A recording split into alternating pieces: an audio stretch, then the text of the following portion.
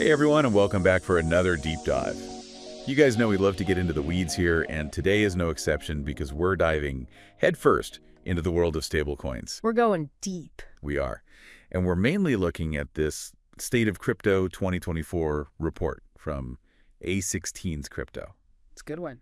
It is. Now, to get us started, you might be thinking, stablecoins? What are those? Are those just like digital dollars? And you wouldn't be totally wrong. But there's a lot more to it than that, right? Yeah, definitely. The report even calls stablecoins a crypto killer app. And to understand why, let's start with a stat that kind of blew my mind. In Q2 of this year, stablecoin transaction volume passed Visa. I saw that, yeah, it's something like 8.5 trillion for stablecoins versus 3.9 trillion for Visa. And that's huge. That's not just some, tech thing that's happening. That means that people are actually using stablecoins. Right. Like, it's one thing to hear about it. It's another thing to see, oh, wow, people are actually using this stuff. Yeah. What are they using them for? Yeah. I mean, it can't just be for buying and selling Bitcoin, right? Right, exactly. And the report really emphasizes this. Like, this surge in stablecoin use goes way beyond just, the crypto markets. People are using them for, everyday transactions. Right. They're sending money internationally. They're making purchases online. It seems like people are starting to see stablecoins as a real alternative to our traditional payment systems. Okay, so that makes sense, but why now? Yeah. Stablecoins have been around for a while. What's changed? Well, I think it's a couple of things. The technology itself has improved a lot, but also the infrastructure that, that supports these cryptocurrencies has gotten way better. I mean, remember how expensive it used to be to do anything on a blockchain? Those gas fees were insane. It just wasn't really practical for everyday use. Oh, I remember those days. Yeah. Painful. But the report highlights a few things that have kind of changed the game. First of all, Ethereum, which is the main blockchain that a lot of these stablecoins are built on, they switched to this system called proof of stake. And that really slashed their energy consumption, and it made transactions way, way cheaper. So less energy, lower costs. It's a win-win. Yeah, exactly. But it doesn't even stop there. So we've also seen all these new layer 2 networks popping up, like Coinbase's Base is a good example.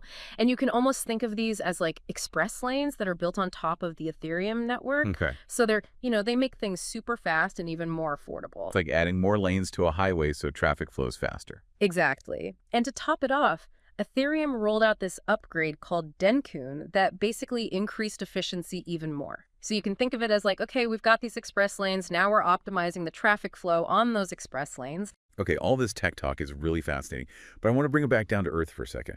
What does it actually mean for the average user? How much cheaper are these transactions now? Well, we were talking about those $12 gas fees for sending USDC back in 2021. Well, on Ethereum now, it's down to about $1 on average. And then on Coinbase's Base, it's less than a penny. Wait, hold on. Less than a penny? That's insane. No wonder stablecoins are suddenly a practical option. Exactly. That changes everything. Totally. And, this is where it gets really interesting. So the report also mentions kind of the U.S. dollar and its status as the world's reserve currency. Right. And we've seen other countries starting to rely less on it for trade and stuff like that. Exactly. That's been the trend. But here's where stablecoins kind of throw a wrench in things.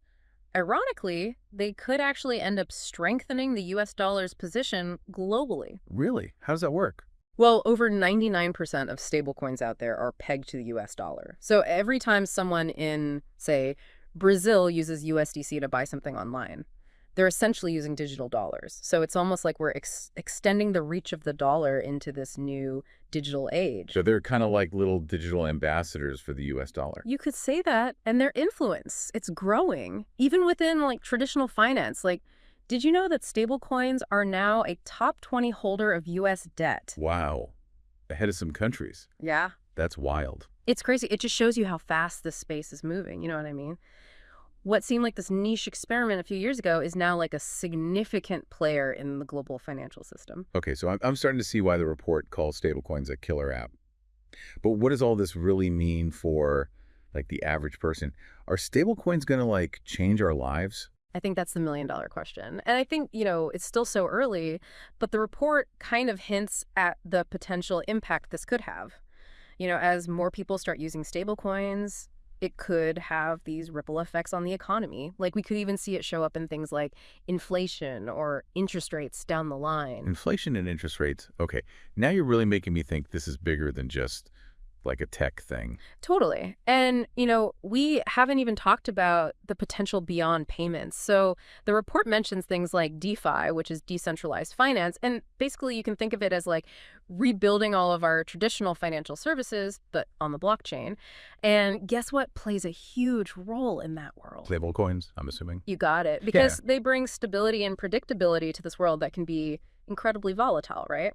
But I think the key takeaway here is that it's still so early. Like the fact that stablecoins are already having this much of an impact is kind of remarkable. So imagine what happens as they become more widely used and better integrated into our systems. Yeah. It's almost like mind-blowing when you really let it sink in. The report talks about all this progress, but it also asks kind of a big what-if question at the end. Yeah. Yeah, like could stablecoins actually, like along with all this other innovation in crypto, could it eventually challenge like banks and the whole traditional financial system? I mean, it's not sci-fi anymore, right? The technology is here. It's just a question of will the regulations, the powers that be actually adapt? It's a huge question to consider. And what we're seeing even now with stablecoins, it really could be just the tip of the iceberg. As they get more integrated, I think it could reshape literally everything about how we think about money, how we use money. It's crazy. Yeah. So we've gone from like, what's a stable coin and is that like a digital dollar, to like, oh, wow, this could actually reshape the entire financial landscape. Totally. If you're at all interested in the future of everything, stable coins are definitely something to keep an eye on because it's moving fast and it's only going to get bigger from here. For sure. It's a really exciting space to watch. And I think it has a real shot at, like empowering individuals and really changing how we think about money globally. Absolutely. Well, this has been a deep dive indeed. Big thanks to you for sending in this report on the State of Crypto 2024. And to everyone listening, we want to hear from you. What are your thoughts on stablecoins? Do you think they have the potential to like really disrupt the financial world as we know it? Head over to social media and let us know your takeaways. Until next time, keep those knowledge gears turning.